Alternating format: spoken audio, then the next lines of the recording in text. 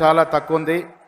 ముఖ్యమంత్రి గారు మాట్లాడుతుంది. ఇప్పుడు పెద్దలు గౌరవ రాష్ట్ర మంత్రివర్యులు సీతక్క గారిని మాట్లాడుతున్నాం.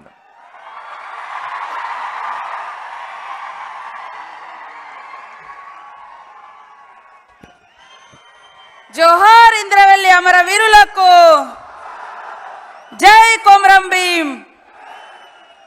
ఆనాడు ఇదే వేదికగా మరి ఇంద్రవెల్లి పోరాట స్ఫూర్తి తీసుకొని పోరాట శంఖారావం పూరించినటువంటి పెద్దలు గౌరవనీయులు ఈనాటి రాష్ట్ర ముఖ్యమంత్రి వర్యులు పెద్దలు పాదయాత్ర నిర్వహించినటువంటి మన డిప్యూటీ సీఎం గారు బట్టి విక్రమార్కన్న గారు, వేదిక మీద ఉన్నటువంటి నా సోదర నాయకులకు, మంత్రులకు, ఎమ్మెల్యేలకు అశేషంగా ఆనాడైనా ఈనాడైనా ఒక్క పిలుపుతో అశేషంగా తరలి వచ్చినటువంటి కార్యకర్తలకు, నాయకులకు, ప్రజలకు, కాంగ్రెస్ పార్టీ అభిమానులకు పేరు పేరున ఉద్యమాభివందనాలు ఆదిలాబాద్ జిల్లా తరఫున తెలియజేస్తా ఉన్నాను.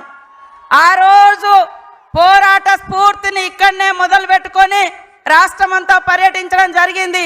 మళ్ళీ అట్టడుగున మరి అభివృద్ధిలో అట్టడుగున ఉన్నటువంటి ఆదిలాబాద్ జిల్లాను అగ్రభాగాన అభివృద్ధి పదంలో ముందుకు తీసుకురావడం కోసం అభివృద్ధి శంఖారావం కూడా ఇదే గడ్డ మీద నుంచి ఇచ్చిన మాట తప్పకుండా మన సీఎం రేవంత్ రెడ్డి గారు ఈ యొక్క సభను నిర్వహించి మొదటి అభివృద్ధి కార్యక్రమాలు కూడా ప్రారంభించినందుకు వారికి ప్రత్యేక ధన్యవాదాలు, నమస్కారాలు తెలియజేస్తా ఉన్నాను.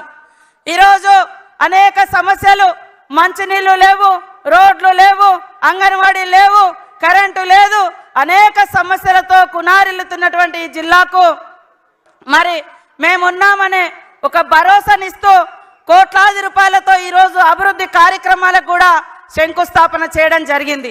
ఈరోజు ఒక శుభదినం, రాష్ట్రానికే కాదు దేశానికే అన్నం పెట్టినటువంటి కాంగ్రెస్ ప్రభుత్వం ఉపాధి హామీ చట్టాన్ని అమల్లోకి తీసుకొచ్చిన రోజు.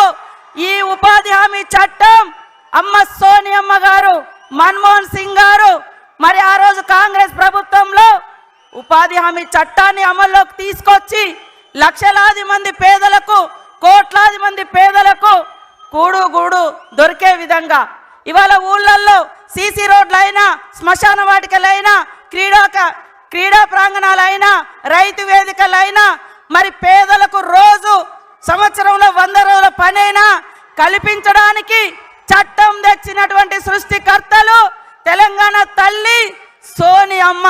కాబట్టి కాంగ్రెస్ ప్రభుత్వం, కాంగ్రెస్ నాయకులు ఎప్పుడు కూడా పేదల పక్షాన, అట్టడుగు వర్గాల పక్షాన మరి అందుబాటులో ఉండి అభివృద్ధి పదంలో తీసుకొచ్చేటువంటి పార్టీ.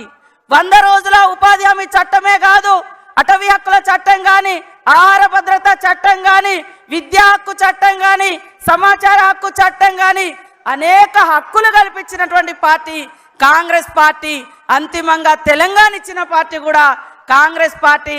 అందుకనే ఇక్కడున్నటువంటి నాయకులు, కార్యకర్తలు కాంగ్రెస్ పార్టీని, మన సీఎం రేవంత్ రెడ్డి గారి నాయకత్వంలో ఉన్నటువంటి కాంగ్రెస్ ప్రభుత్వాన్ని అందరూ దీవించాలని మనస్ఫూర్తిగా కోరుకుంటూ, ఒక్క రోజులో మరి నిన్న కాక మొన్న అనుకున్నాం, ఈ 2 రోజులలో మీరు అశేషంగా వచ్చి అభివృద్ధిలో అడుగేయడం కోసం, మరి ప్రభుత్వాన్ని దీవించడం కోసం మీరందరూ వచ్చినందుకు పేరు పేరున నమస్కారాలు, ధన్యవాదాలు. జై కాంగ్రెస్. పెద్దలు